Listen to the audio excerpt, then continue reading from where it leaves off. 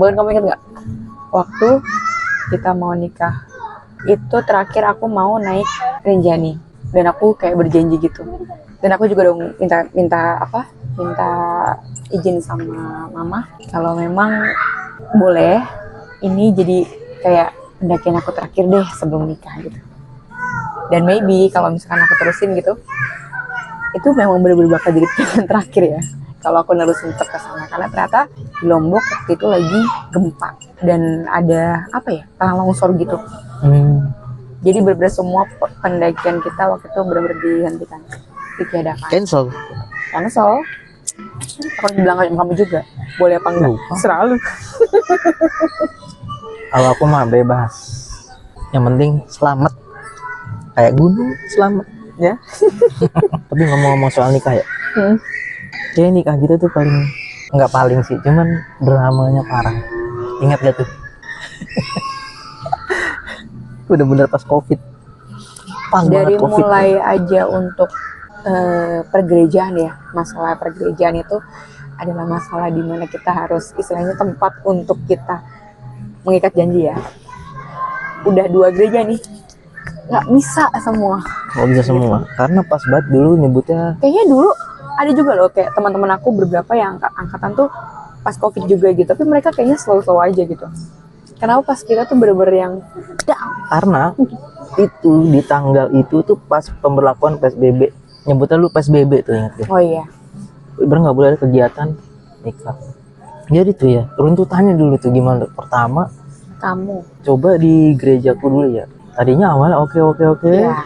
Lama-lama kan makin ketat nih di Jakarta. Akhirnya nggak bisa. Keputusan dari pemerintah nggak boleh. Oke, akhirnya dari gereja sebenarnya boleh nih. Oke, boleh. Tapi cuman 5 orang. 5 orang udah mau pendetanya. Waduh. Kamu bayangin aja 5 orang. Perwakilan 5 keluarga. orang. Atau perwakilan dari kita nih yang nikah. Cuman kita yang nikah, pendeta sama Perwakilan dari orang tua. Bahkan orang tua itu perwakilannya kan. orang tua nggak bisa ikut kali. Bisa ikut satu-satu. Perwakilan kamu, perwakilan aku. Ya udah pas. Oh my. Itu akhirnya kita coba lagi di gereja kamu nih. Oke, kelihatannya oke nih, masih bisa nih kelihatannya. Tapi makin lama mendekatin, Hamin seminggu ya. Pas langsung ke bantai PSBB. Jeger tiba-tiba hamin seminggu ada pengumuman PSBB meningkat COVID. Itu tahun 2020 ya, 2020-an ya. Pas lagi tinggi-tingginya tuh ya, 2020. Kita kan Maret ya. Iya. Maret. Tanggal berapa deh? Ini juga nih, rancu juga nih. Jadi kalau nggak salah, kita nikah tanggal berapa sih? Jadinya 13 atau tanggal 14? Ya Tuhanku, bahkan nggak ada belas-belasnya loh. Oh, 3 atau 4 ya? Ya. Nah, iya 3 atau 4. Bio Tania. Kita nih ya. Bio, sini. Lanjut ya, tadi ada skip dikit. Nah, kita tuh nikah tuh rencananya di tanggal 3 Oktober. 3 Oktober itu hari Sabtu, ya kan? Ya. Oke, Sabtu nih. Langsung kita udah DP-in. Semua kita udah DP gedung. Ini loh. Udah Souvenir. ya, dicetak souvenir ya. Souvenir udah dicetak di tanggal 3. Oke. Karena kita tahunya nih, oke, bisa nih pemberkatan yang kita nyebutnya pemberkatan di gereja maminya nih. Tiba-tiba ada PSBB itu jeger. Bener-bener di-cut semua, nggak boleh ada pertemuan acara, nggak boleh. Akhirnya nggak bisa dong, hamin seminggu akhirnya kita nyari tempat. Maminya lah yang nyari tempat lah, nemu nih satu tempat di Bintaro ya Aku kan? pun juga nggak tahu, aku kayak udah pasrah nih, kayak gue mau nikah, ya udah gue nikah di rumah ya kan, ya it's okay gitu. Yang penting jalan. Iya bener, yang penting acara tetap berjalan, bukannya kita maksain atau kayak mana ya. Sebenarnya kita kalau dibilang maksain pun, ini sudah 1 tahun ke belakang kita set tempat, kita set DP, bahkan kita udah DP semua ya, segala macam ya, souvenir, namanya catering, tempat untuk event resepsi segala macam. Resepsi juga udah di DP. Bukan kita kayak ya maksain banget sih, udahlah kalau no COVID juga gitu ya, lo harus juga ini deh, bukan gitu. Tapi memang semuanya sudah, memang semuanya tuh apa ya, harus terjadi kita juga nggak bisa memprediksi gitu depannya kayak gimana. Karena udah di DP sih, lebih karena udah di DP. Ya, Kita udah DP semua, dari gedung pun udah, sebenarnya gedung itu udah lunas. Gedung udah lunas. Catering pun juga. Catering Jadi gini, waktu itu untuk catering kalau misalkan DP kan pun ya, kalaupun misalkan tidak jadi acara, itu nggak bakal balik duit gitu. nah Jadi di itu situ tuh kita problemnya.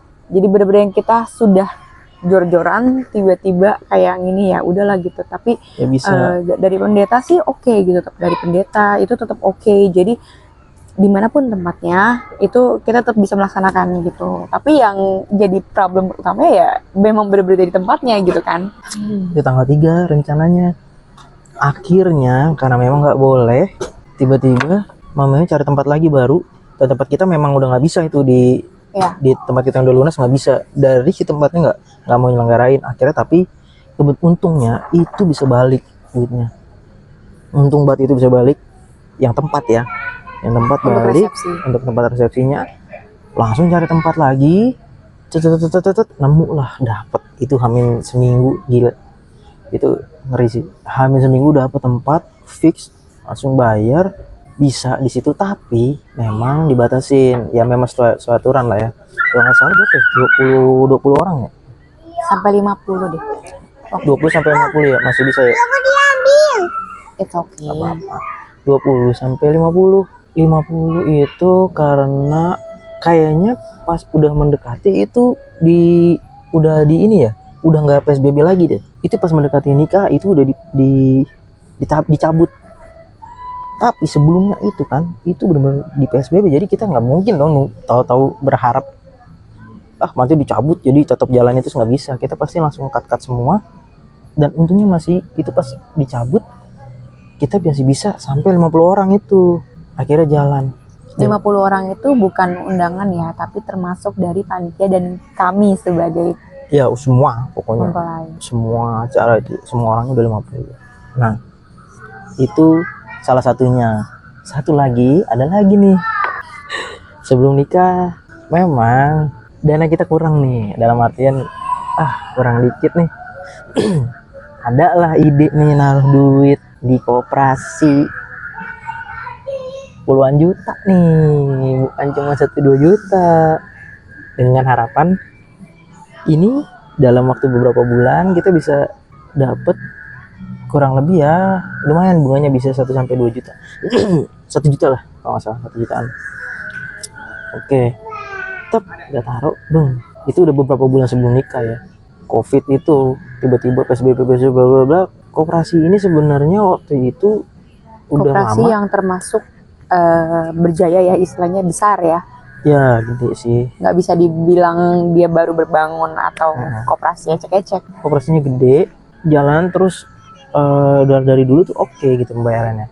Tiba-tiba ceger Covid. Bisa diambil nggak bisa dong. Akhirnya nguap deh duitnya. Sampai sekarang menguap. Puluhan juta. Sampai sekarang.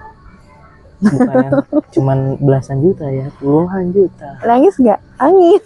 Itu mau nikah posisinya. Gila sih. Itu mau nikah. Bener-bener udah berapa bulan lagi. Itu duit tabungan kami taruh dengan harapan ada ya bunganya 1, 2, 3, 4 ya guys. Paling nggak ada tambah-tambahan lagi gitu ya. Iya. Tapi ternyata Malah menguap. Menguap. Tapi memang itu kesalahan dari kita sih. Ini pelajaran banget sih buat investasi ke sesuatu instrumen investasi yang kita tahu. Ini pelajaran banget. Nggak boleh lagi. Sesuatu yang kita pahami, kita tahu banget resiko, dan jangan cuma ngeliat dari untungnya doang, resikonya. Tapi ya bersyukur sih kita udah nggak mau jadikan itu beban. Udah biarkan saja. Mungkin itu lebih berguna buat mereka. Tapi ya memang dari awal sih ini kesalahan dari kita murni sih. Semua yang kita taruh namanya investasi ke sana, ya resikonya memang ada yang kita nggak pelajari lebih dalam, makanya akhirnya seperti ini. Jadi ya nggak akan menyalahkan siapa-siapa. Tapi kamu nyesel ya? Nyesel banget kalau naruh duit itu. Ya nyesel sih, pasti nyesel, sedih, sakit hati, pasti ada lah. Nyesel nggak nikah sama aku? Ya Ya sudahlah. Semua pasti ada ya kusut-kusutnya sendiri lah. Nikmatin aja. Iya banyak yang catering aja kalau detailin aja sampai dia nggak mau balikin kan duitnya gitu-gitu loh banyak. Sampai oh iya nih, dia belum kita omongin nih. Kita kan mau nikah tanggal 3. Mm-mm. Itu souvenir udah dicetak Mm-mm. di tanggal 3. Pada akhirnya nikah di tanggal 4. Dan kita nggak Kan? bisa cetak ulang karena memang itu sudah didistribusikan ke kita ya. Udah bener-bener Keputusan jadi. iya betul udah jadi. Dan keputusan di tanggal 4-nya juga itu juga mepet. Yang pada akhirnya itu bener-bener deket-deket sama kita mau dapet tempat. Akhirnya tempat itu jadi buat pemberkatan dan nggak ada resepsi. Pemberkatan dan bagi-bagi makanan doang dibawa pulang kan. Jadi cuman bagi-bagi nasi kotak Bi. Jadi lucu. Kita Nikahan nikah di mami tanggal papi. 4 tapi souvenirnya di tanggal 3. Ya udah bagiin aja. Souvenir udah dicetak. Berapa ya waktu itu? Banyak. 500. 500 ya? Souvenir Untuk dicetak 500. karena memang kita mau 500 undangan. Bahkan sepertinya kayak 500 atau 600 gitu. Kita kan nge-up si souvenir ya. Kita 500 atau 600. Iya, akhirnya bingung gitu. Akhirnya gue bagi-bagiin ke orang kantor. Siapapun lah yang mau bawa aja dia bawa. Ya karena memang kebanyakan. Bener-bener sih itu. Nikah di tanggal 4, souvenir tanggal 3. Kalau dipikirin lucu juga ya. Dan puji Tuhannya tuh untuk MUA, untuk seluruh orang-orang yang bertugas gitu. Itu mereka bisa digeser waktunya. Bahkan kan kayak waktu Iya. COVID untuk kita nyari MUA di tanggal deal yang dari jauh-jauh hari kita nyari gitu. Mereka semua bisa geser waktunya di tanggal di 4. waktu yang tepat gitu. Pendeta pun kan harusnya ibadah hari Minggu kan. Akhirnya mereka pun jadi mereka ibadah dulu ya. Kita di jam 10 ya kalau nggak salah ya. Iya. Acara nikahnya. Nah mereka Acara tuh kita di jam 10 dan mereka acara kita iya. ibadah online dulu. Mereka ibadah dulu Mereka ya. live Setelahnya ibadah langsung dulu, ke langsung ke acara kita langsung jalan. Itu Dan- bener-bener. kita diberkati oleh Oleh dua pendeta. Pada akhirnya 2 pendeta. Pada akhirnya 2 pendeta ngumpul jadi satu. Kamu kebayang nggak? Dioper-oper jadi 2 pendeta. Wah. Siapa lagi? Coba siapa yang pernah pas nikah pemberkatannya sama 2 pendeta?